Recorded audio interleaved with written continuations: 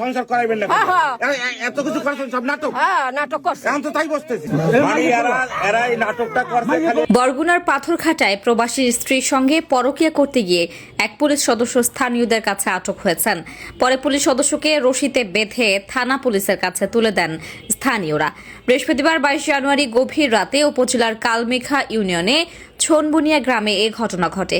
বিষয়টি নিশ্চিত করেছেন পাথরঘাটা থানার ভারপ্রাপ্ত কর্মকর্তা ওসি মংচেনলা। আটক পুলিশ সদস্যের নাম মোহাম্মদ মেহেদী হাসান। তিনি পাথরঘাটা থানায় কনস্টেবল পদে কর্মরত। তার বাড়ি পিরোজপুর জেলার মঠবাড়িয়া উপজেলায়। স্থানীয় সূত্রে জানা গেছে, আটক হওয়া পুলিশ সদস্য মেহেদী হাসান প্রায় সময় ওই প্রবাসীর বাড়িতে আসতেন। বৃহস্পতিবার রাত 11টার দিকে ওই প্রবাসীর বাড়িতে এলে স্থানীয়রা দেখে ফেলে। স্থানীয় এক ব্যক্তি বলেন, রাত 11টার দিকে আমার ভাইয়ের বাড়িতে একটি মোটরসাইকেল থেকে এক পুরুষকে ওই বাড়ির ভেতরে ঢুকতে দেখি। ঘরে ঢোকার কিছু পর ঘরের আলো বন্ধ করে দেয়। এতে আমার সন্দেহ হওয়ায় গ্রামের কয়েকজনকে নিয়ে সেই বাড়িতে যাই। সেখানে গিয়ে পুলিশ সদস্য মেহেদী এবং আমার ভাইয়ের বউকে ঘরের মধ্যে আপত্তিকর অবস্থায় পাই।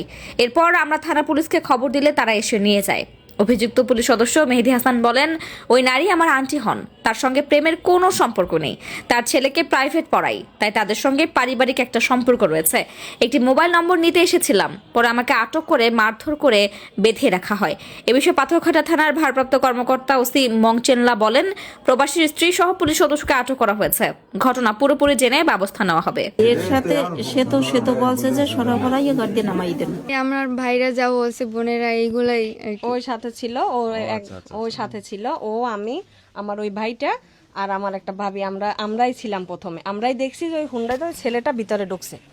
তারপরে আমার আম্মু, আমার চাচি ঢুকতে কি আপনি নিজে দেখছেন যে ঢুকছে? হ্যাঁ, ওই হুন্ডা থেকে ড্রাইভারটা হুন্ডাটা তো চালায়, ওই লোকটা পিছনের সিটে ছিল। লাফ দিয়ে গেট তো দেখছে রাস্তার পাশে গেট খোলা ছিল, লাফ দিয়ে গেটের ভিতরে ঢুকে ভিতর গেটটা দিয়ে দিছে। গেটটা দিয়ে দিছে, আমরা আর ওর সাথে সাথে আসতে পারি নাই। গেটটা অন্ধকার, মানে ফোনে রেডি ছিল সব। হ্যাঁ, ফোনে অন্ধকার, কোথাও একটু লাইট ছিল না ঘরে।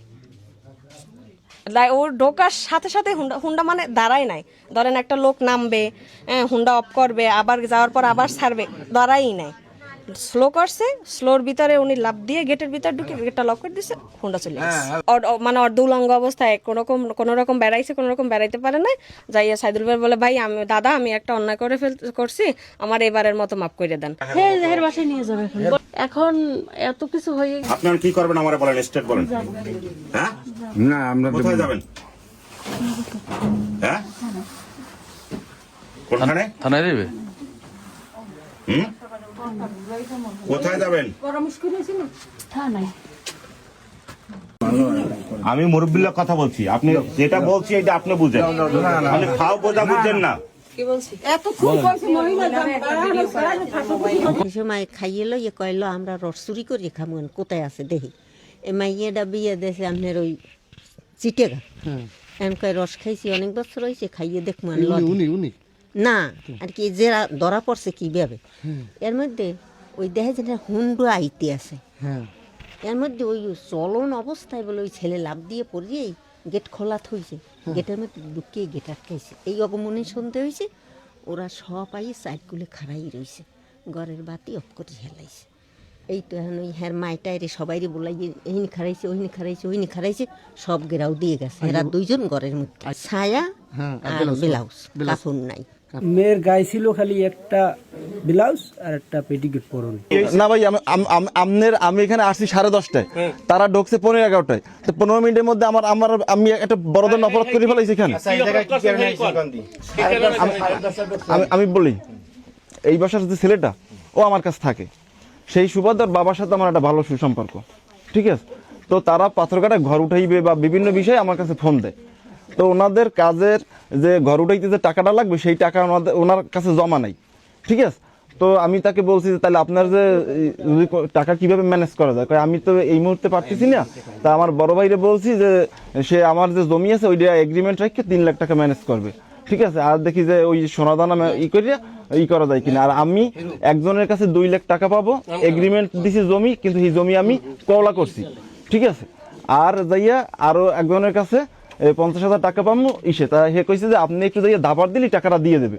আমি বলছি যে ভাই আমাদের এই দাবার দিতে হলে একটা অভিযোগ দেওয়া লাগে, তাইলে আপনি যেহেতু নাই আপনার বড় ভাই একটা অভিযোগ দেবে, আমি সব লিখে রাখবো, এক স্বাক্ষর দেবে, তারপর আমি আমার পরিচিত স্যার দিয়ে এখন ডাকাই এনে একটা ব্যবস্থা করবো, ঠিক আছে? তো সে বলছে যে না আপনি একটু গেলেই ওরা দিয়ে দেবে, যদি কন একটা হাত দেবে না কা হেলি দিয়ে দেবে, কথা বুঝছেন? তো আমি বলছি যে ঠিক আছে আপনাকে আমি শনিবারের মধ্যে আমার কার্যক্রমে একটা আপডেট দেবো অনেক, ঠিক আছে? তো সে আবার আরেকটা ডিট দিচ্ছে, সেখানে যে লোকের নাম ছিল এইখানে ডাক্তার বাড়ি না কি এইদিকে নাকি ওই যে নদীর পাড়ের দিকে, ঠিক আছে? সে বলছে যে আমার তো ওই নাম্বারটা নাই, আপনি একটু ওই নাম্বারটা একটু কষ্ট করে ম্যানেজ করে নিন, আমার ছেলে ওই বাড়ির রোটেশন বা ওইদিকে চেনে, ঠিক আছে? তো এই আপনার এমনি বাইরে বের হয়েছি, তো এখানে যাওয়ার পথে আমি আন্টির ফোন দিয়েছি, আন্টি না না সেটা ঠিক আছে, আপনি তো দিয়েছেন রাত্র 9টায়, আমাকে এই আমার বাড়ি আপনি চেনেন না। আচ্ছা আমি আমার বাড়ি চেনেন না, আপনি কেন আমার বাড়িতে হট করে আমার গেটের ভিতরে কেমনে ঢোকার পারমিশনটা পাইলেন? আপনি আমাকে ইনফর্ম করতেন। আচ্ছা না সেটা ঠিক আছে, কিন্তু আমি দাঁড়ান আমি একটু আপনার সাথে কথা বলি। আপনার সাথে যখন ওই যে বেরাক থেকে যে লোন নিবেন, তখন আপনি ইচ্ছে করে আপনার বাড়ির গেটের ছবি, আপনার বাড়ির লোকেশন দেন নাই আমারে?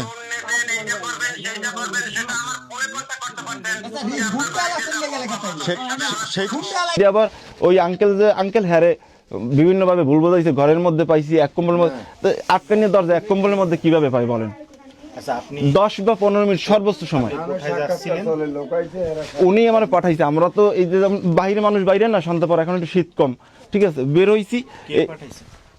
ওই যে এই বাসার যে আঙ্কেল, সে আমাকে 9টার সময় 9টা 9:30 বাজবে, তার সাথে কথা হয় সর্বশেষ, সে আমাকে কটার দিয়েছে যে সে টাকা পায় এই লোকে গো জানো, আমি একটু ডাকি বলি। তো আমি বলছি যে অভিযোগ দিলে হবে, তো আমি আবার তাকে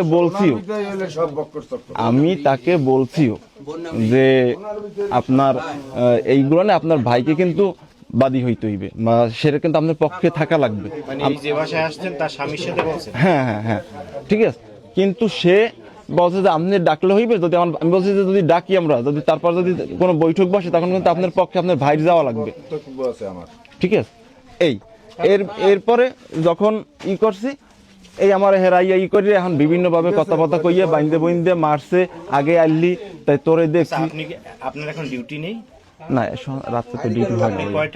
কয়টা ডিউটি শেষ করছেন? আমি 8টার সময় কাজ করে বেরোইছি, 8টা 8:30 9টার দিকে। এই বাসায় প্রথম দেখছি কি এই মুরব্বি নাকি? উনি কি হয় এখানে তাও আমি জানি না, কিন্তু ওই যে আমি এর বড় ভাইয়ের সাথে কথা বলছি, তাই হে যখন বলছে যে আমার ছোট ভাই তোর লাগে আমার ভাই, তখন বুঝতে পারছি যে হে বড় ভাই। তাই হেই মনে হয় ডাক দিছে, নাকি ডাক দিছে এই বাসার মনে হয় মেয়ের নাম কই না জানি কি কই ডাক দিছে অনেকগুলো, ঠিক আছে? তখন তো আমি হতভম্ব হয়ে গেছি যে এই তো এটা মনে হয় এটা ফাইলে আলকা পড়ছি, ঠিক আছে? যে হঠাৎ করে আমার বাসা গ্রামের বাড়ি মঠবাড়িয়া, পাথরঘাটা। হ্যাঁ ফ্যামিলি নিয়েই থাকি, ফ্যামিলি তো আপনার ওই যে প্রায় 10-12 দিন ধরে এই বাসায় বেড়াইতে গেছে, শীতের সিজনে। আমি যখন লোকজন আসছে, যখন আন্টি গেট খুলে দিয়েছে, তখন আমি সাথে সাথে এখানে আসছি। যখন এইখানে আসছি তখন হে আমার দেখে আমি বলছি যে আঙ্কেল আপনার দাঁড়ান, আমি আপনার বলি আমি যাবো না, এই জন্য আসছি। তখন হে আমার মারিয়া ধরিয়া নিজে অসুস্থ হয়ে গেছে, এবার অনেকক্ষণ পর হে দড়িয়ে নিয়ে নিজেই আমার বলছে, আমি কইছি আমি যাবো না, আমি এই কাজের জন্য আসছি, এই ভুল হয়েছে এইটা। কিন্তু মায়ের দৌড় করে মনে করেন এরকম করে থুই দিয়েছে। কিন্তু আমি হেরে প্রথমে এখানে যখন আন্টি এসে দরজা খুলছে, তখন আমি সাথে আসছি, আমি কিন্তু সাথে আসছি।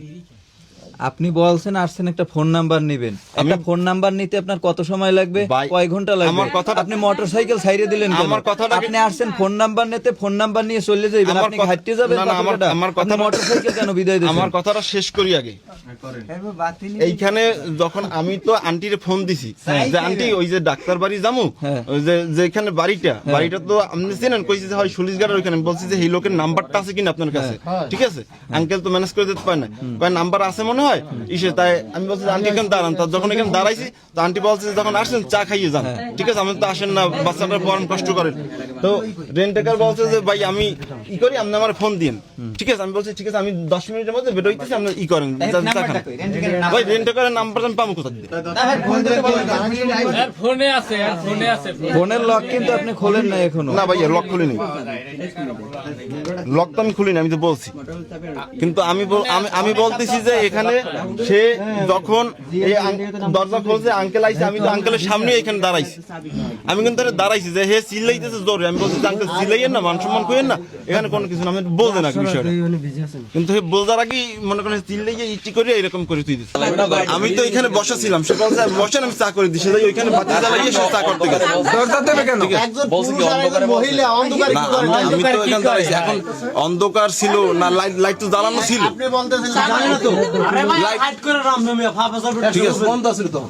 দরজা দেওয়া থাকবে কেন? দরজা কেন সেটা আমি তো এখানে বসেছিলাম। আপনি একটা পুলিশ আপনার মাজার রশি লাগাইছে, তারপর আপনার কইতেছেন মাজায় তো রশি হারা উঠতে যদি আমি একলা মানুষ, আমার তো মারছে, ই করছে, আইডি কার্ড তো সাথে নাই। আমি তো বেরোইছি বাজারে।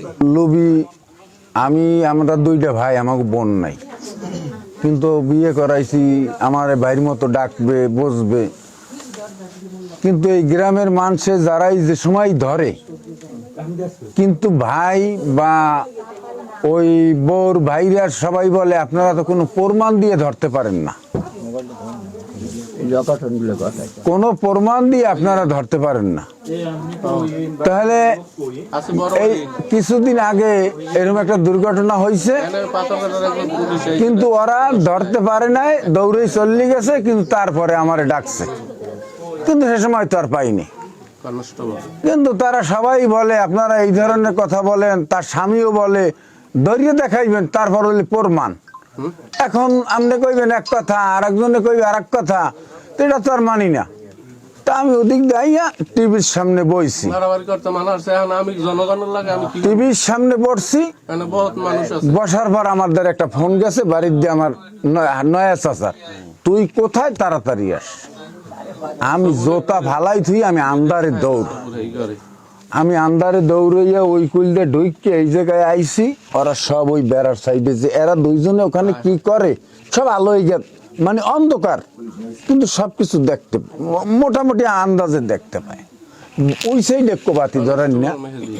তখন আমি ওই জায়গায় দাঁড়িয়ে আমার ভাইজিরে ডাক দিয়েছি 10টা, এই সানা, কোনো শব্দ নাই। 10টা ডাকের পর ওখানে কেডা, আমি, কিন্তু ও লাভ দিয়ে এই শহীদে পড়ছে। ওই মহিলাও লাভ দিয়ে শহীদে পড়ছে। মহিলার গায়ে একটা ব্লাউজ আর একটা ছায়া। তারপরে ওদিকে গেছে, ওইদিকে যাওয়ার পর দুয়ার কিন্তু খোলে না।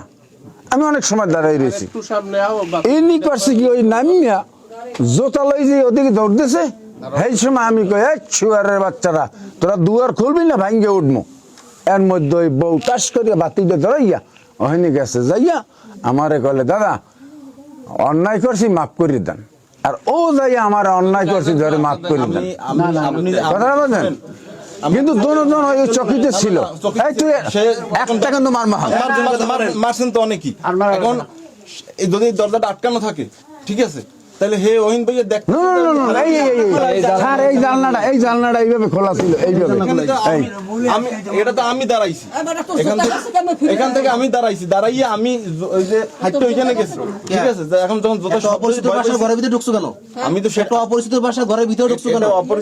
অপরিচিত বলতে তারপরে একর সাথে পরিচয় আছে, একর সাথে ভালো সম্পর্ক আছে। শোনেন, তাদের সাথে কিন্তু ভালো সুসম্পর্ক। দেখি কি বলছি বুঝতে পারছেন? সে বাইরে থাকে, তার সাথে আমার রেগুলার কথা হয়, তার ছেলে আমার কাছে থাকে, বুঝলেন, ঠিক আছে। এখানে যখন যখন আন্টি দরজাটা সে মিথ্যা বলতে, আন্টি যখন দরজা খুলছে, তখন আমি এখানে আইসি পর সে অনেক জোরে সিক্কল হয়েছে। সেখানে তো হার্টের রোগী, এই অসুস্থ হয়ে পড়ছে অনেক। মনে হয়েছে তো আপনার অনৈতিক সম্পর্ক। না, ভুয়ো কথা, মিথ্যা কথা।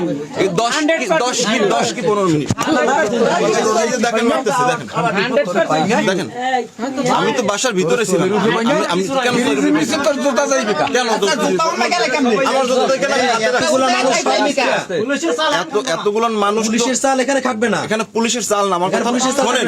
এখানে আমি তো বলছি যে যেহেতু আমি এই বাসার মালিকের কাছে না বললে, ঠিক আছে, আমি আসছি, সে দাওয়াত দিয়েছে, আমি এসে বসছি, এইটা অবগত করানো হয় নাই, ঠিক আছে। এইটা আমার বড় ধরনের অপরাধ। কিন্তু আমি আসি সরল বিশ্বাস।